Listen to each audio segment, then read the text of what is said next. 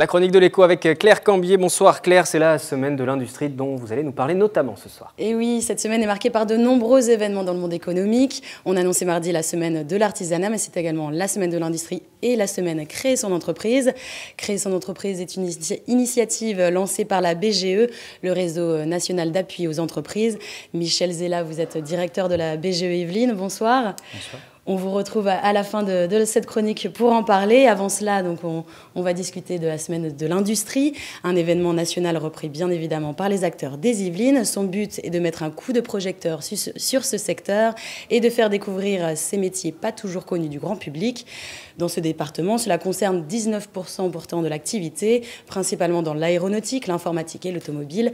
Magali Lafont, bonjour. Bonjour. Vous travaillez justement dans l'automobile.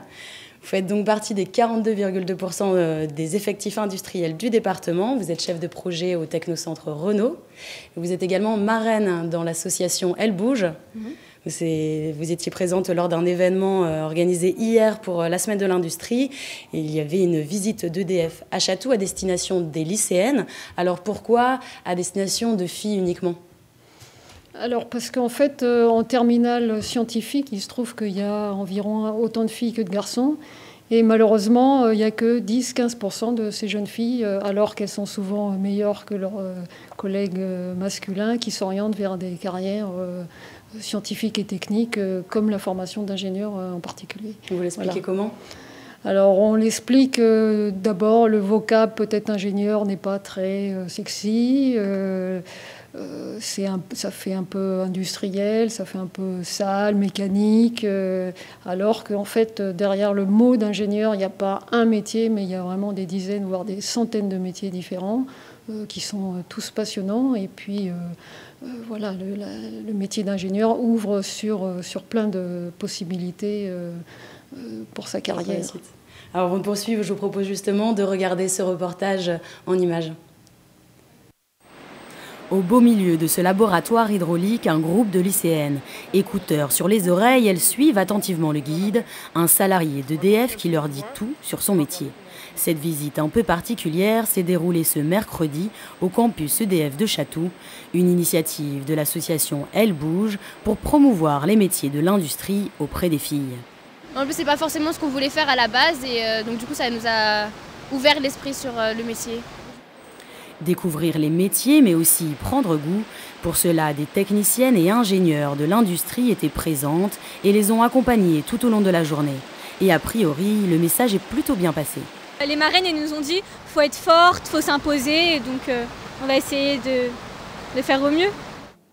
Changement de décor, la visite se poursuit au poste de supervision radioprotection. Florence, une des marraines, accompagne ce groupe. Elle déplore de ne faire partie que des 10% en mécanique dans sa société. Côté Renault, par exemple, on a du mal à recruter des femmes dans les métiers techniques. Donc on se dit, on va aller à la source, on va peut-être dire aux femmes, mais dirigez-vous aussi sur les métiers techniques, il n'y a rien de tabou, un peu casser des stéréotypes.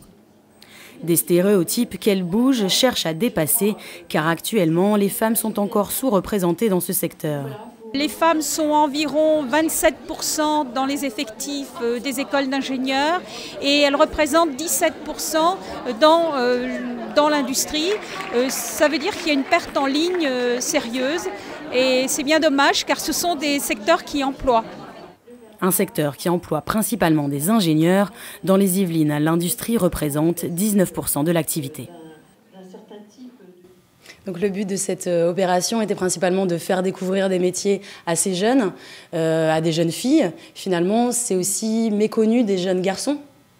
Oui, absolument. On manque d'ingénieurs en France, donc que ce soit des filles et des garçons. Donc c'est aussi important de faire passer ces messages vis-à-vis des garçons aussi. Donc le message, c'est qu'il y a des choses intéressantes à faire dans l'industrie. Qu'est-ce qui vous plaît particulièrement ? En fait, on s'ennuie jamais quand on est ingénieur. L'ingénieur, il conçoit l'avenir, il conçoit le futur, il conçoit des choses qui existeront dans la rue demain, après-demain ou d'autres choses. Et c'est ça qui est passionnant. Et puis, on peut travailler dans des domaines très différents, dans l'aéronautique, dans le ferroviaire, dans ce que vous avez fait justement. Voilà. Mais alors, justement, qu'est-ce qui vous a attiré vers ces professions-là? Parce que vous nous le disiez tout à l'heure, Claire, et puis vous avez bien souligné que les filles et les femmes étaient peu intéressées. Vous, en tant que femme, qu'est-ce qui vous a intéressé? Pourquoi vous êtes partie dans cette voie professionnelle? En fait, j'aimais bien les matières scientifiques. Bon, j'ai un papa ingénieur, donc ça m'a un peu orientée. Et puis, effectivement, j'ai commencé dans l'énergie, sur les chantiers. Ensuite, j'ai fait beaucoup d'informatique. Et encore, j'ai changé. Là, je suis plutôt côté gestion. J'ai fait ça dans le pétrole, dans l'aéronautique et là dans l'automobile. Donc voilà, et je me suis jamais ennuyée. Et c'est le message que je veux faire passer aux jeunes. Voilà, c'est un métier qui permet de faire plein de choses, quoi. Et qui embauche. Et qui embauche et qui paye bien aussi. Il faut le mentionner. C'est important de le dire aussi, oui. Alors donc, qui embauche? Pourtant, la dernière étude de l'Observatoire de la CCI Île-de-France indique 392 000 emplois dans l'industrie en Île-de-France, ce qui représente 2 fois moins qu'il y a 20 ans. Pour cette action d'Elle bouge à EDF, Pascal Faure, directeur général de la compétitivité au sein du ministère du redressement productif, est passé en fin de journée. On en a profité du coup pour lui demander pourquoi on observait une telle perte de vitesse dans le secteur. On l'écoute. Mais vous savez, l'industrie se transforme, ça a été de tout temps et ça continuera comme ça. Ce qu'il faut, c'est toujours avoir les nouvelles industries qui se développent et qui prennent la place des plus anciennes. Alors après, il y a d'autres phénomènes qui apparaissent. Les zones urbaines ne sont pas forcément très favorables aux industries lourdes, c'est plutôt les services qui se développent. Donc quand on dit que l'industrie a reculé, il faut voir que le service, lui, a progressé. Donc au bout du bout, il y a toujours des emplois. Alors pour Pascal Faure, justement, l'activité s'est reportée sur les services. Parfois, il s'agit même de services pour les entreprises de l'industrie. Michel Zella, vous avez donc peut-être peu de création d'entreprises industrielles, mais est-ce que vous avez finalement des personnes issues de ce secteur qui viennent vous voir pour créer leur propre entreprise dans d'autres domaines? Oui, bien sûr, notamment avec l'augmentation du chômage des cadres. C'est des profils qu'on a de plus en plus dans les porteurs de projets de création d'entreprise qui viennent nous voir. Et c'est vrai que ces personnes-là peuvent envisager des projets, venir de l'industrie ou peut-être envisager aussi de tels projets. Alors, donc on va quand même relativiser ce point noir, puisque l'Île-de-France reste la première région industrielle de France, avec 392 000 emplois. Et les Yvelines font figure de bonnes élèves, puisque dans l'emploi industriel, donc, qui a chuté dans toute la région, c'est dans les Yvelines, que la baisse a été la plus faible, moins 14%, contre moins 64% à Paris, ce qui est quand même relativement important. Comparé aux 14% du département, oui. Voilà. Donc, autre événement que nous avons suivi pour cette semaine de l'industrie, c'est un CV dating au Pôle emploi de Guyancourt. Des entreprises étaient invitées et des conseillers leur avaient sélectionné les offres en fonction de leurs demandes. On regarde le sujet. Alors que le chômage s'envole ces derniers mois, atteignant les 7% dans les Yvelines, des entreprises industrielles recrutent et peinent à trouver des collaborateurs. L'antenne Pôle emploi cadre de Guyancourt a décidé de profiter de la semaine de l'industrie pour organiser ce jeudi un rendez-vous afin de cibler au mieux les besoins de ces sociétés. Au programme, analyse conjointe des CV et explication dans le détail des compétences recherchées. Là, on travaille sur quasiment de la dentelle où les recrutements sont plus compliqués, on travaille par des approches de compétences, on travaille aussi avec les employeurs pour rechercher d'autres profils, des profils seniors ou des profils un peu moins qualifiés. Exemple avec ce recruteur venu pour le compte d'une société informatique dont la croissance serait en moyenne de 20% par an. Simplement, on a du mal à trouver. On a du mal à trouver les bonnes compétences, que ce soit au niveau commercial, puisque nous recrutons des chargés d'affaires, et aussi au niveau technique, nous recherchons peut-être plus des moutons à 5 pattes, c'est peut-être un petit peu la difficulté. Impossible encore de dresser le bilan de l'opération, mais un constat déjà, il faudra multiplier à l'avenir ce genre d'opération. Maintenant, le Pôle emploi a une CVTech, diffuse des annonces qui sont systématiquement renouvelées. Donc c'est vraiment important d'être présent et d'établir ce partenariat. J'insiste, mais c'est vraiment important. Alors on le voit, c'est parfois difficile de trouver finalement des salariés, d'embaucher des gens. Vous l'expliquez comment ces difficultés ? Après, il faut trouver les bonnes compétences, donc il faut que les gens soient formés. Donc soit il faut déjà également attirer les jeunes vers ces formations, et puis éventuellement reconvertir des gens qui viendraient d'autres secteurs plus en difficulté pour se réorienter vers ces filières qui embauchent et qui offrent des perspectives intéressantes. Ouais. Mais il faut aussi former tout de même les gens. Il faut que les gens soient. On peut former les gens en interne aussi sur ce type de profession, oui, même bien s'ils sûr, n'ont pas toutes les compétences. Bien sûr, il existe en interne dans des grosses sociétés des programmes de reconversion. On peut passer. C'est une prise de risque aussi peut-être pour l'entreprise aussi, même si elle manque de collaborateurs, elle va parier sur un collaborateur futur potentiellement qui aura les compétences, qui va réussir à suivre la formation, mais c'est pas joué d'avance. Oui, mais enfin, je pense que c'est dans l'intérêt de tout le monde, de l'entreprise et du salarié, d'augmenter ses compétences, de faire des choses différentes. Et puis c'est toujours intéressant d'apprendre, je pense. Surtout dans des professions qui évoluent en plus très vite, surtout ces compétences techniques. Oser se lancer. Alors la Chambre de commerce et d'industrie était partenaire de cet événement à Pôle emploi.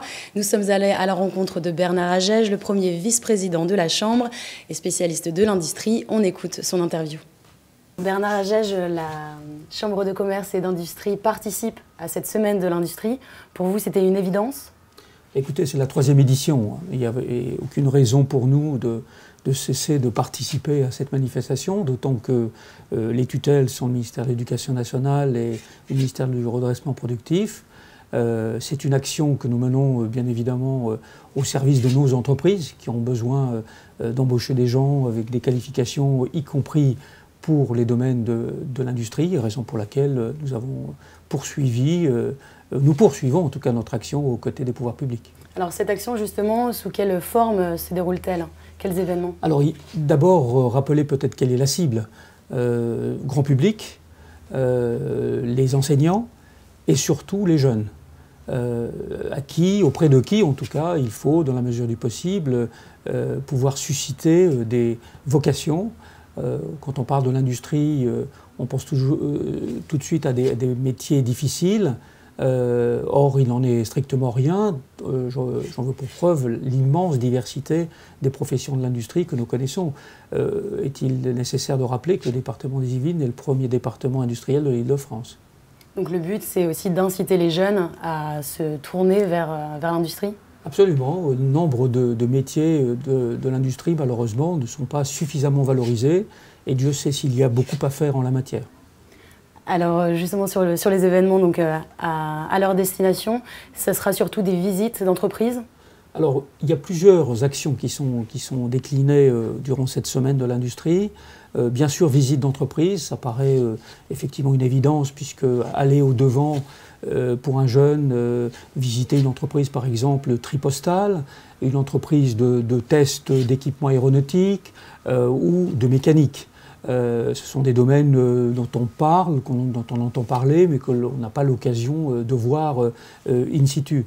De la même manière, il y a d'autres actions qui ont lieu avec un partenariat avec la NPE par exemple, même si la vocation de la Chambre de commerce n'est pas la création d'emplois évidemment, mais les entreprises pour fonctionner, elles ont besoin de ces emplois et bien évidemment toute entreprise qui se développe, c'est de l'emploi créé. Alors justement cet événement c'est un CVD de Tignes qui aura lieu au Pôle emploi de Guyancourt. Est-ce qu'il y a vraiment des emplois dans ce domaine, des ressources ? Je crois que le drame, entre guillemets, en quelque sorte, c'est que, en effet, nous avons beaucoup de jeunes sans emploi et en même temps, il y a beaucoup d'emplois non pourvus. C'est un gros souci. Justement, la Chambre de commerce fait le lien entre les entreprises demandeurs et bien sûr les ANPE qui ont besoin d'apporter de l'emploi, je dirais, aux citoyens. Ces postes, ils concernent qui ? C'est plus des postes donc, de techniciens, de cadres ? Écoutez, aujourd'hui, dans les postes à pourvoir, pratiquement 20% d'entre eux sont des postes de cadre dans l'industrie au sens large. Rappelons aussi que les services à l'industrie, c'est aussi de l'industrie. Bien sûr, et souvent c'est un petit peu occulté, ça ne fait pas partie des statistiques, ce qui est dommage, mais en réalité ça fait partie effectivement de l'activité industrielle d'un département.